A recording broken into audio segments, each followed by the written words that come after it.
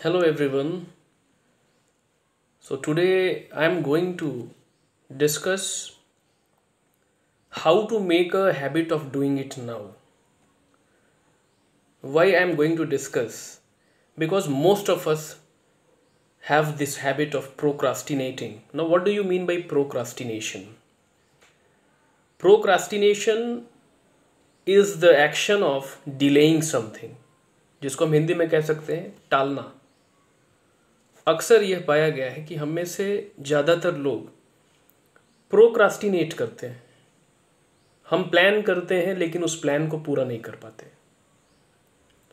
I think the reason behind this is procrastination always leads to a negative attitude. मेरा ये मानना है कि प्रोक्रास्टिनेशन हमेशा नेगेटिव एटीट्यूड को बिल्ड करता है। Because when a person is positive he will never procrastinate. In fact, he will try to stick to the present situations and he will try to make the best use of time. Time is precious. Everyone knows that. Time is precious. समय का अगर हमने सदुपयोग नहीं किया तो ये समय लौट करके नहीं आने जा रहा है.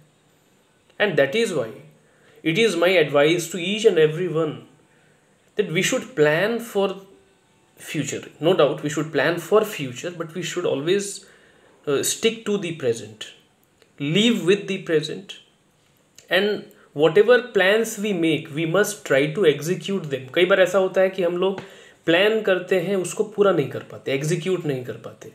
रीज़न प्रोक्रास्टिनेशन है।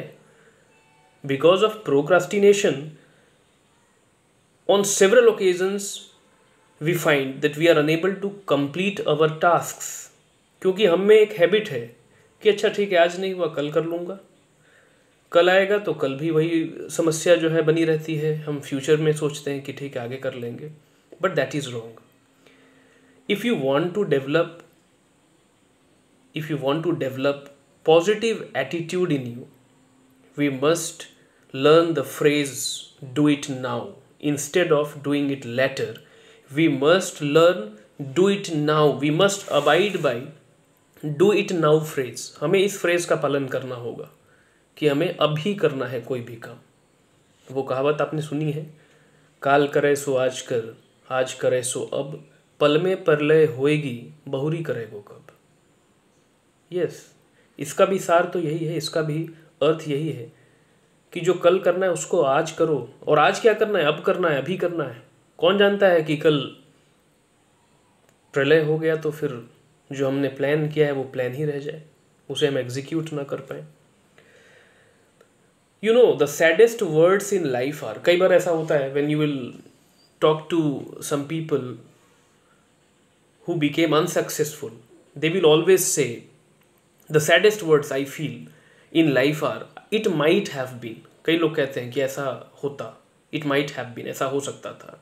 आई शुड हैव, मुझे ऐसा करना चाहिए था। आई कुड हैव, मैं ऐसा कर सकता था, क्यों नहीं किया आपने? Try to understand. ये जो भी मैं वर्ड्स डिस्कस कर रहा हूँ ये हमारे द्वारा बनाया गया ये फ्रेज है। डेफिनेटली अगर मैं कहता हूँ कि मैं ऐसा कर सकता था तो ये गलती किसकी है? It is solely my problem. Why couldn't I complete my task? Why did I procrastinate instead of doing it at the present time? क्यों ऐसा हुआ कि मैं उस समय नहीं कर पाया, मैं फ्यूचर के लिए प्लान करता रहा।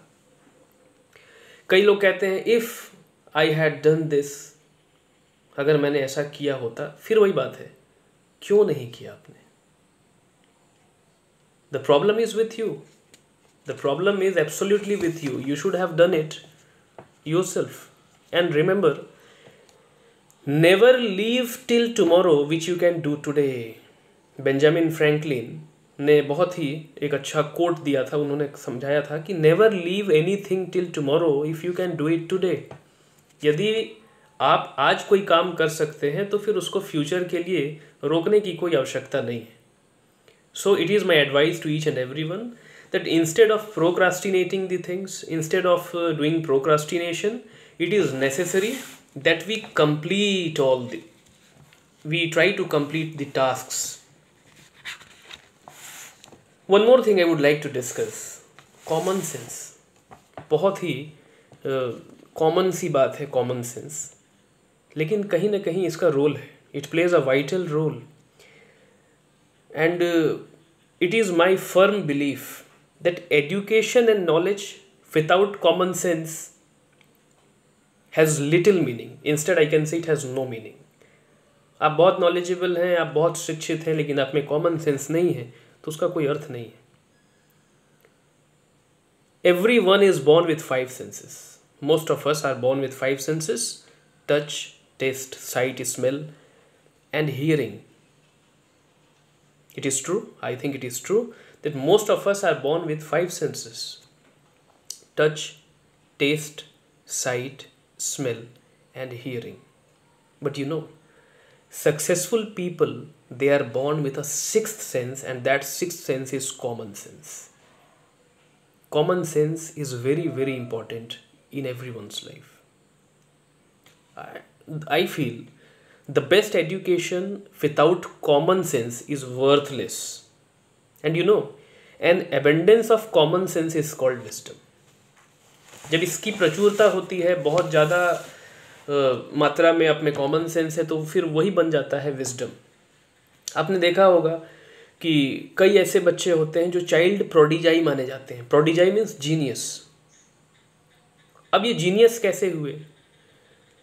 इनबॉर्न क्वालिटीज़ होती हैं कई लोगों में. आखिर ठीक है, इनबॉर्न क्वालिटीज़ हैं, लेकिन जब इस पृथ्वी पर इंसान जन्म लेता है तो उसे कर्म तो करना ही होता है.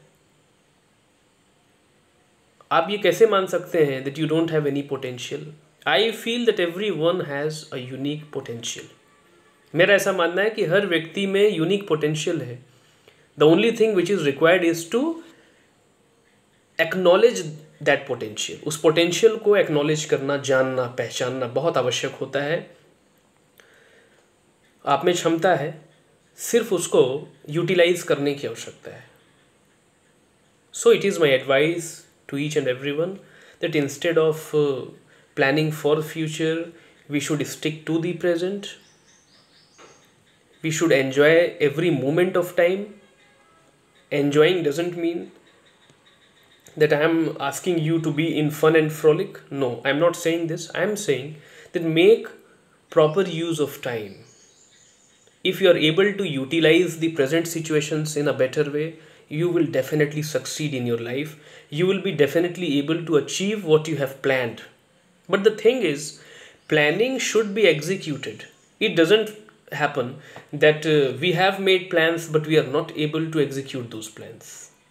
And if you want to achieve something, you will have to develop a positive attitude. I told you, procrastination always leads to a negative attitude. So if we are able to put away that negative attitude from us, surely we are going to achieve our goal. I have always remembered Swami Vivekanand.